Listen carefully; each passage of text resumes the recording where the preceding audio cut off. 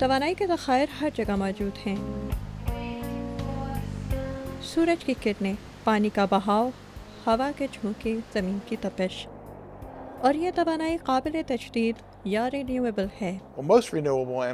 Renewable توانائی کے بیشتر ذرائع کا سورج کی توانائی سے کوئی نہ کوئی تعلق ضرور ہوتا ہے، خواہ آپ شمسی توانائی کی مثال دیں یا ہوا سے حاصل کی جانے والی توانائی کی بات کریں۔ ہوا بھی سورج کی حرارت کی وجہ سے ہی حرکت میں رہتی ہے۔ ہم سمجھتے ہیں کہ سورج کے ساتھ ساتھ رینیویبل توانائی کے ذخائر بھی قائم رہیں گے۔ شمسی توانائی کے استعمال کی حوصلہ افزائی کرنے کے علاوہ امریکی حکومت ہوائی چکی کی نئی ٹیکنالوجی کی دریافت پر بھی زور دے رہی ہے۔ جیسا کہ مصر اور ایران میں ان جدید ونڈ فارم سے ظاہر ہے، بجلی پیدا کرنے کے لیے ہوائی چکی کا استعمال کوئی انوکھا تصور نہیں۔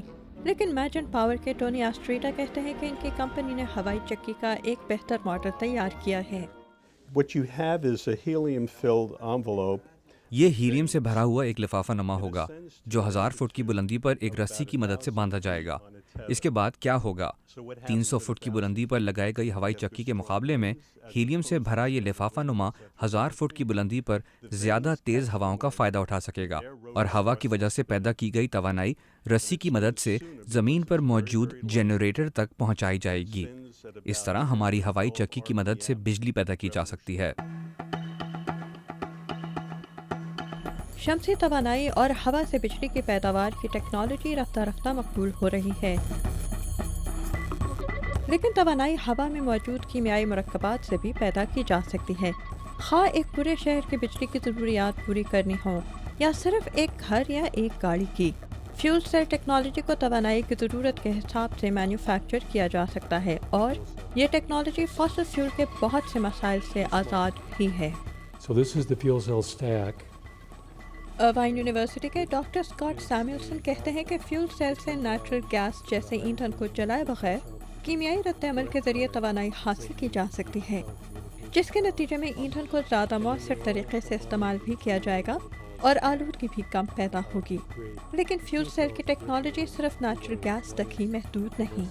Other fuels can be used. اس میں مختلف قسم کے ایندھن استعمال کیے جا سکتے ہیں، لیکن ضروری یہ ہے کہ وہ گیس کی شکل میں ہوں اور صاف کیے جا چکے ہوں۔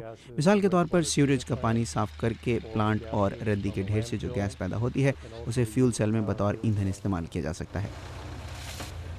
یعنی کوڑا کرکٹ بھی ایندھن کا ایک ذریعہ ہو سکتا ہے، لیکن اس ٹیکنالوجی اور ایندھن چلانے والے عام انجن میں کیا فرق ہے؟ On one end, meaning the front end, we need a box that'll take the fuel and air. Fuel cell کے ایک طرف ایک ایسا ڈبہ ہوتا ہے جو ہوا اور ایندھن کو ملا کر فیول سیل کے لیے ہائیڈروجن پیدا کرتا ہے۔ یہ ڈبہ ریفارمر کہلاتا ہے۔ فیول سیل کی دوسری جانب سیل میں پیدا کی گئی بجلی کو ہمارے استعمال کے لیے کرنٹ میں تبدیل کرنے کا ایک اور آلہ ہوتا ہے۔ So what I'm going to do here is start the car. It goes through a series of checks.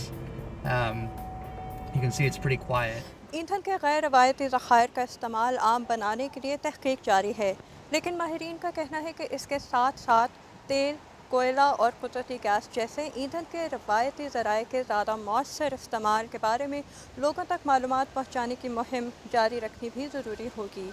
Amna Khan, Urdu VOA، Washington.